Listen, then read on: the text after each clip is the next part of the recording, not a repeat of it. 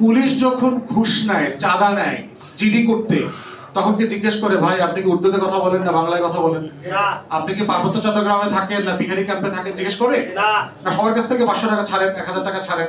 Traffic police যখন গাড়ি আটকায়, মোটরসাইকেল আর ড্রাইভাররা যখন ওই চৌরাস্তার মোড়ে ক্যান্টিন আছে না, প্রত্যেক জায়গায় পুলিশের ক্যান্টিন আছে না, দেখছেন রাস্তার মোড়ে মোড়ে ক্যান্টিনে নিয়ে যায়, ক্যান্টিনে নেওয়ার পর জিজ্ঞেস করে যে ভাই 47 সালে আসছেন না 1917 সালে আসছেন, জিজ্ঞেস করে না।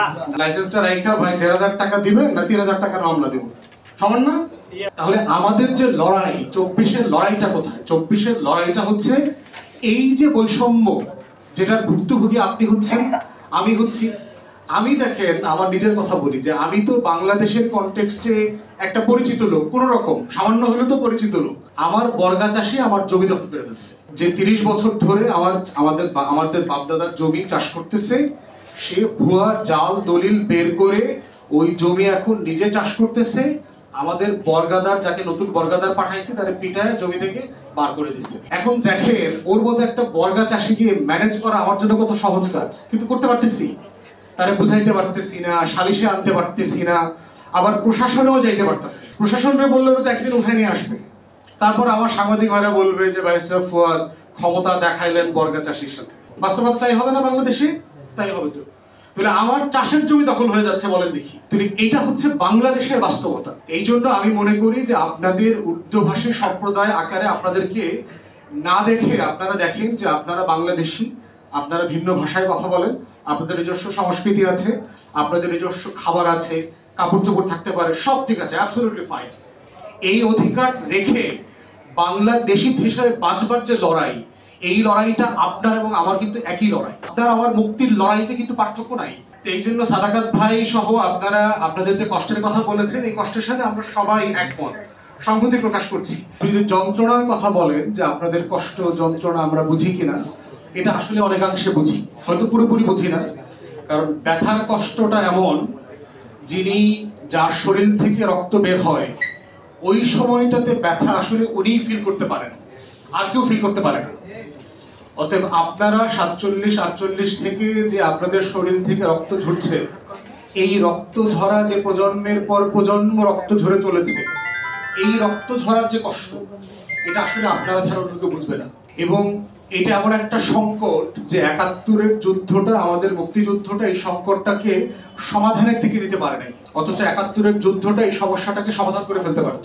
এটাকে দিল্লির এজেন্ডা আকারে এটাকে ম্যানিপুলেট করা হয়েছে। কেন বলছি যে 71-এর লড়াইটা তো আমাদের মধ্যে বিভাজন হবার কথা না। 71-এর লড়াই হয়েছে আমরা একটা রিপাবলিক করব, একটা জনগণের রাষ্ট্র বানাবো। এই ভূখণ্ডে যারা যারা থাকেন সবাই এই রাষ্ট্রের জনগণ। 71-এর লড়াই ছিল যে আমরা এমন একটা রাষ্ট্র বানাবো যে রাষ্ট্রটা সাম্য, মানবিক মর্যাদা, সামাজিক সুবিচারের ভিত্তিতে চলবে। তো সেটা তো বলা হয় নাই যে শুধু বাঙালির জন্য সাম্য অথবা অবাঙালির জন্য সাম্য না, শুধু পাহাড়ির জন্য সাম্য হবে না, আওয়ামী লীগের জন্য সাম্য হবে, মানবিক মর্যাদা হবে, তেমন রাষ্ট্রের কথা তো আমরা বলি নাই। তাহলে 71-এর লড়াইটা কিন্তু আমাদের সবাইকে, পাহাড়ি, বাঙালি, উর্দুভাষী, বাংলাভাষী সবাইকে একত্রিত করবার একটা লড়াই ছিল। এটাই ছিল বৈষম্যের বিরুদ্ধে একটা লড়াই।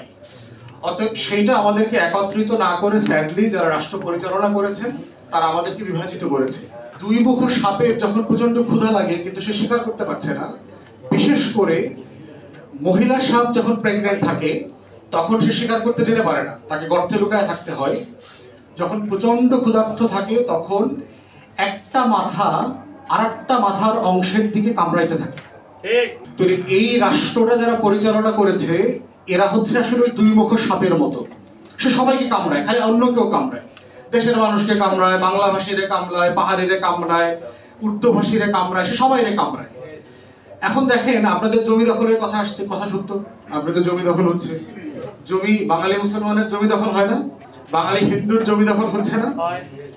আপনাদেরকে মিথ্যা মামলা দিয়ে হয়রানি করছে। গত 16 বছর আমরা যারা রাজনৈতিক কর্মী ছিলাম 1,32,000 মামলায় 60 লক্ষ আসামি করে 1 কোটি মানুষকে ঘরছাড়া করেছে কারা?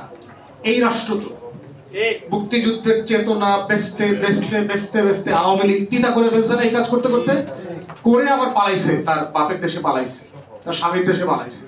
অতএব আপনারা সবাই লড়াই চালিয়ে যাবেন, এই লড়াইতে আমরাও থাকবো আপনাদের পাশে ইনশাআল্লাহ। সবাইকে অসংখ্য ধন্যবাদ।